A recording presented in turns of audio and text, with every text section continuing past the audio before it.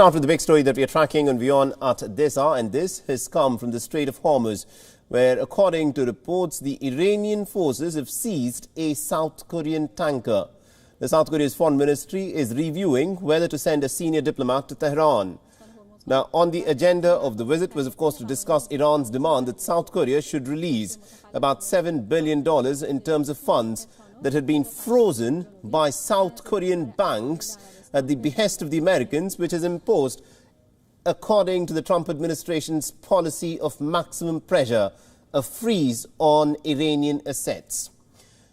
Now, South Korea's foreign minister Kang Kyung-hwa said that she is making certain diplomatic efforts to try and secure the release of the tanker. The minister said that she responded to her counterparts in Iran and that the ministry will now be in talks with diplomats in Tehran and Seoul to try and resolve the issue as soon as possible. Now, Iran's Revolutionary Guard Corps seized a South Korean tanker in the Strait of Hormuz amidst rising tensions with the United States in the final days of Donald Trump's presidency. The South Korean tanker had been traveling from Saudi Arabia to the United Arab Emirates when it was suddenly seized by the Iranian forces. Now, it is being presently held at Iran's Bandar Abbas port city. South Korea's foreign ministry has demanded that the vessel should be immediately released, and also that the South Korean forces stationed in the Strait of Hormuz have been dispatched to the area. Iranian media has reported that the tanker was seized on certain technical grounds, stating that it was polluting the waters in the Gulf with certain chemicals. Now remember, this is not the first time that Iran has seized a ship of another nation on one or the other pretext. In the past as well, there have been incidents where the Iranians have actually seized oil tankers and other ships belonging to different nations that were subsequently let off. South Korea is presently withholding billions of dollars of Iranian oil export revenue, and this is certainly not going to go down well with Iran. The Strait of Hormuz, from where the South Korean tanker was seized, marks one of the most sensitive choke points for all of the world's global supplies. This narrow stretch of sea is just said to be about 21 miles wide between Oman and Iran, and it is extremely important because all tankers carrying crude oil from the ports on the Persian Gulf must pass through this narrow strait. In the year 2018, it was said that the daily oil flow averaged about 21 million barrels per day, or the equivalent of about 21% of the global petroleum consumption. Now, the presence of U.S. Navy's Bahrain-based Fifth Fleet has so far prevented Iran from closing off the waterway. That is what the Americans, of course, say. But it has not stopped Iran from seizing ships whenever Iran feels that any of these ships are violating any of their technical rules. In fact, the U.S. Navy's Fifth Fleet has reacted, saying that it is monitoring the situation very closely, and the incident comes in the backdrop of the worsening Iran-U.S. relations. All right, now to give us more perspective in terms of what this seizure by the Iranians of this South Korean oil tanker actually means, we're joined in by West Asia analyst Mir Javedan Far. Now, Mr. Javedan Far, thank you very much indeed for joining us on this broadcast on WION. And let me begin by asking you this. This is a South Korean oil tanker that's been seized by the Iranians, who claim that it violated certain environmental norms, stating that it was causing a bit of pollution in the Gulf. What do you make of this?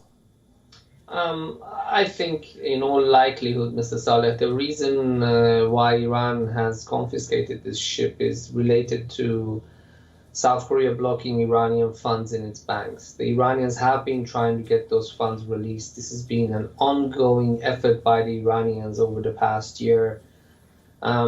What I think made the situation worse was reports in the Iranian press that the South Koreans were not only blocking Iran's money, but recently they also said they want to charge Iran for having kept their money in the banks, in their own banks. So it was, first of all, they were not releasing the block money, and now they wanted to put extra charges for holding that money in South Korean banks because of the sanctions.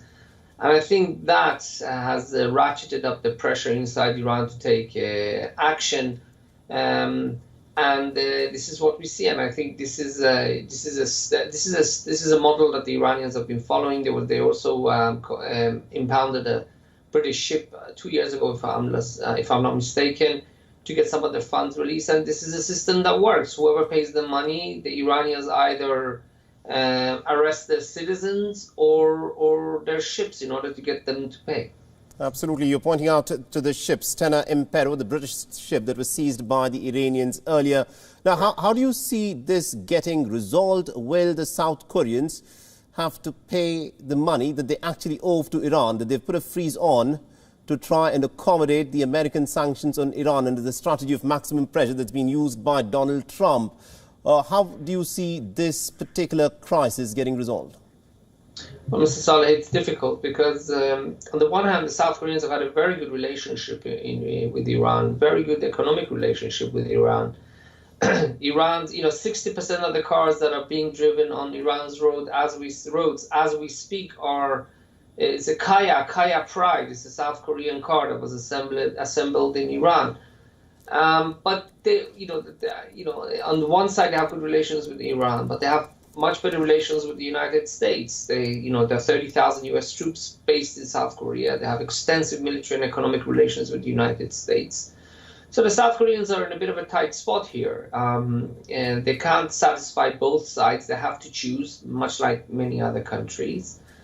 And I think they're going to have to try to negotiate, but will Iran release the tanker? Well, it's possible, but based on the previous precedent, based on the precedents that exist, Iran's not going to release the ship unless it gets something in return. And here, the South Koreans cannot release the money because of the Americans. So I think it is possible that this saga will continue and will depend on what happens with the Biden administration's relations with Iran, whether they will enter negotiations, or whether they will remove the sanctions. I think as soon as the sanctions are removed, the South Koreans will be happy to transfer the money.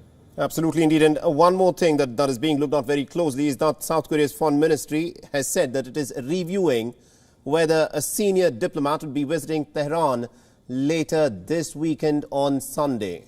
How do you expect the South Koreans to, of course, react to this? Will the diplomat call off her visit to Iran? Look, the South Koreans are not going to be happy. And to be honest with you, in Iran, you have a government, and then you have a regime. The regime is much more powerful than the government. And the IRGC belongs to the regime, not to the government. It's under the control of the regime. And I think what the IRGC has done is probably made the government unhappy, because the government doesn't want Iran isolated. But the IRGC, they thrive in isolation. Why? Because they can keep Iran's economy closed so they can sell the products of their own companies and not foreign companies. So to go back to my original point, the South Koreans are going to try, and I think they're going to have the support, tacitly, of course. The Iranian government also wants the situation resolved. The South Koreans will want the situation resolved. But the regime, I think they're going to hold on to their cards, and they're going to pressure the Saudis the South Koreans, because they feel that they need the money right now, because Iran is not selling its oil. Iran needs the money that's blocked in the South Korean banks. And that's the way the regime solves the problems. The government rather solve it through diplomacy, but the regime solves it through kidnapping. So, in the short term, I don't think this is going to resolve issues. But in the long term, I think, this has caused damage to Iran-South Korean relations, which have been very good. All right, we'll have to leave it there. Thank you very much indeed, Mr. Mir Javed Anfar, for joining us and getting us all those insights. It remains to be seen as to how this particular crisis gets resolved.